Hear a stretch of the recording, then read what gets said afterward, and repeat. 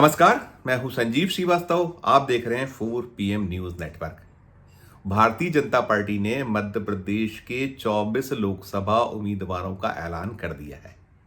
अब बारी कांग्रेस की है। मध्य प्रदेश में कुल 29 लोकसभा सीटें हैं और 29 लोकसभा सीटों में से भारतीय जनता पार्टी 2 दर्जन प्रत्याशियों का ऐलान कर चुकी है। बीजेपी ने जो अपनी पहली लिस्ट जारी की है उसमें जो हाईलाइट है वो हाईलाइट ये है कि ज्योतिरादित्य सिंधिया को गुना शिवपुरी सीट से पार्टी ने उम्मीदवार बनाया है। उनका नाम चल रहा था इस सीट के लिए और ग्वालियर से भी सिंधिया का नाम था, लेकिन पार्टी ने ग्वालियर की जगह सिंधिया को गुना शिवपुरी से मौका दिया। और गुना शिवपुरी वो सीट है जिसे 2019 के लोकसभा चुनाव में ज्योतिरादित्य सिंधिया ने कांग्रेस के प्रत्याशी रहते हुए उन्हीं के कैंप के एक ऐसे युवा साथी नेता डॉक्टर KP सिंह यादव, जो चुनाव के ठीक पहले 2019 लोकसभा चुनाव के ठीक पहले भारतीय जनता पार्टी की गोद में जा बैठे थे और भारतीय जनता पार्टी ने टिकट दिया था, उनके हाथों बुरी तरह पराजित हो गए थे। गुना शिवपुरी सीट सिंधिया घराने की सीटों में शुमार की जाती है। ये सीट लंबे वक्त से इस सीट पर सिंधिया का ही कब्जा रहा है, चाहे उनकी दादी विजया राजे सिंधिया हो, पिता माधवराव सिंधिया हो और खुद ज्योतिरादित्य सिंधिया, ये जीतते रहे। और यदि ऐसा कोई अवसर आया कि वे नहीं लड़े तो उन्हीं के पसंद के उम्मीदवारों को वहां से उतारा गया और उन्हें जीत मिलती रही।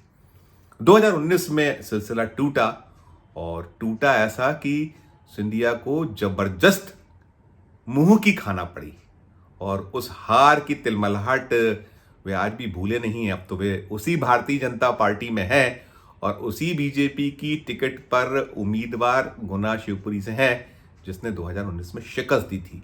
तो अब प्रेक्षकों की निगाह कांग्रेस की टिकटों की पहली खेप पर है। मध्य प्रदेश में गुना हॉट सीट है।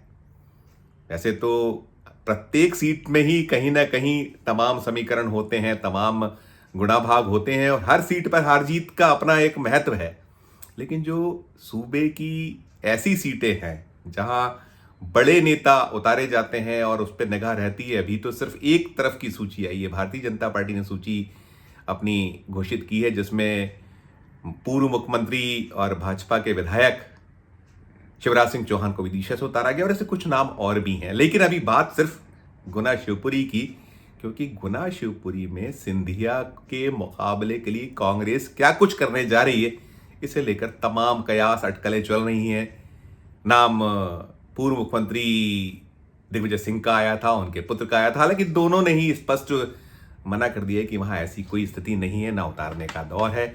चूंकि गुना शिवपुरी सीट यादव बाहुल्य सीट है और KP सिंह यादव का टिकट कटा है, तो काफी मंथन चिंतन कांग्रेस में चल रहा है क्या कुछ होना चाहिए।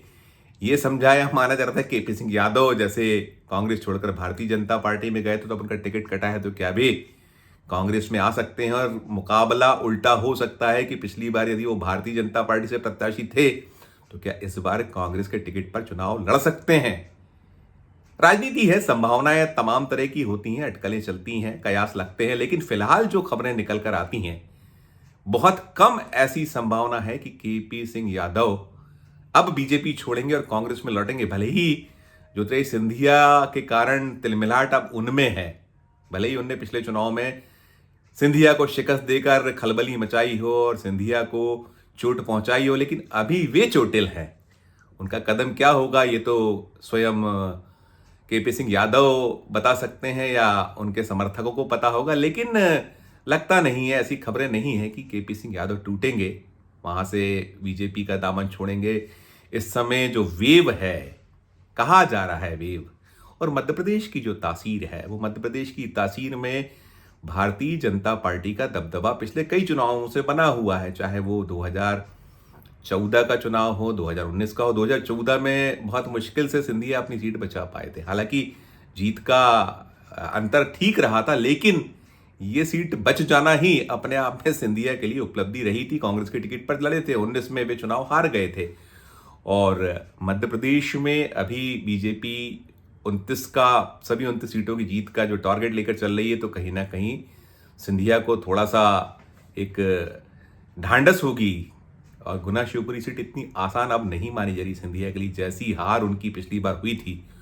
तो अभी यदि कांग्रेस का दांव ठीक लग गया, ठीक हो गया, तो कुछ भी हो सकता है। राजनीति में कुछ भी संभव। अभी जब राहुल गांधी की यात्रा गुना से शिवपुरी से होकर निकली, पास हुई, तो वहां जो युवाओं का रैला उमड़ा, लोग उमड़े, भीड़ जुटी, तो कांग्रेस में उत्साह तो है, लेकिन क्या वो उत्साह जीत में तब्दील हो पाएगा, ये तो चुनाव के नतीजे ही बता पाएंगे। अभी मुकाबला सीधे सीधे यदि कहें तो वहां मोदी वर्सेस कांग्रेस है, सिंधिया वर्सेस कांग्रेस जैसे हालात नहीं है।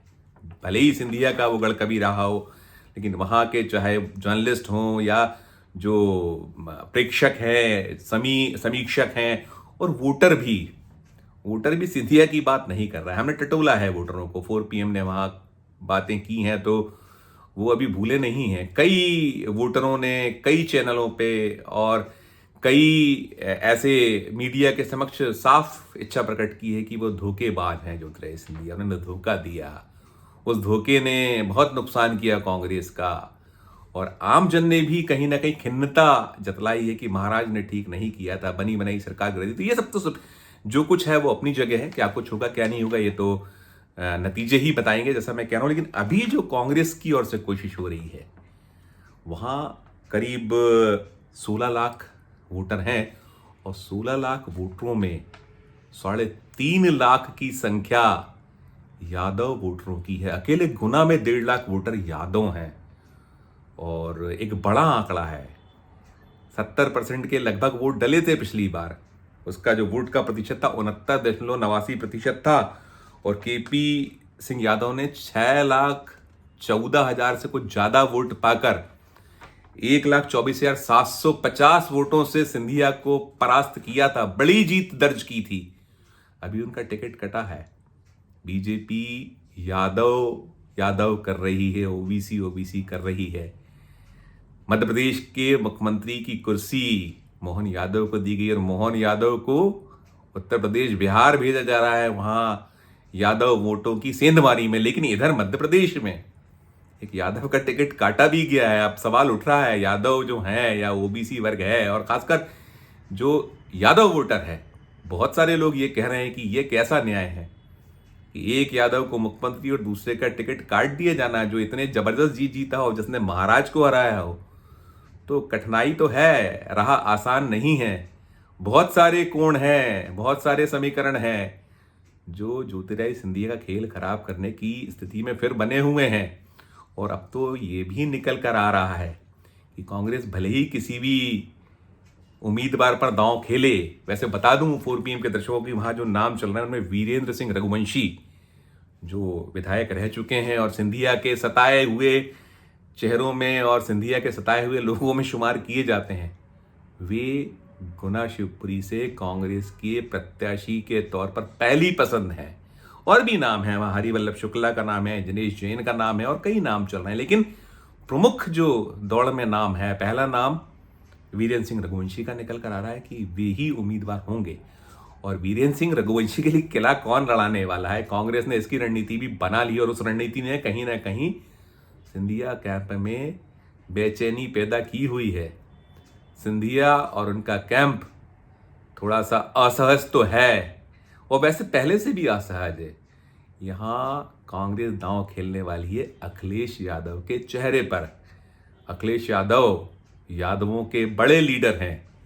वे समाजवादी पार्टी के राष्ट्रीय अध्यक्ष हैं, वे उत्तर प्रदेश के पूर्व मुख्यमंत्री हैं, अच्छे वक्ता हैं, और भारतीय जनता पार्टी को गुना शिवपुरी में शिकस्त देने के लिए, सिंधिया को चारों खाने चित करने के लिए जो रणनीति है कांग्रेस की, उसमें रणनीति ये भी है कि उम्मीदवारों के ऐलान के बाद, अभी जब चुनावों का दौर शुरू होगा, अभी तारीखों का ऐलान होना है, और तारीखों के ऐलान के बाद जैसे ही चुनाव प्रचार जोर पकड़ेगा, चुनाव प्रचार चरम पर आएगा, तो उस वक्त इस सीट के लिए अखिलेश यादव और ऐसे और लीडरान जो सहानुभूति केपी सिंह यादव के प्रति है, वो और जो सिंधिया को लेकर नाराजगी है उसे कैसे कैश कराया जाए, इसकी पूरी रणनीति कांग्रेस तैयार कर चुकी है। और कांग्रेस कहती आई है कि हमारे पास केपी यादव सरी का तुरुप का इक्का है, उस तुरुप के इक्के को हम जो है उपयोग करके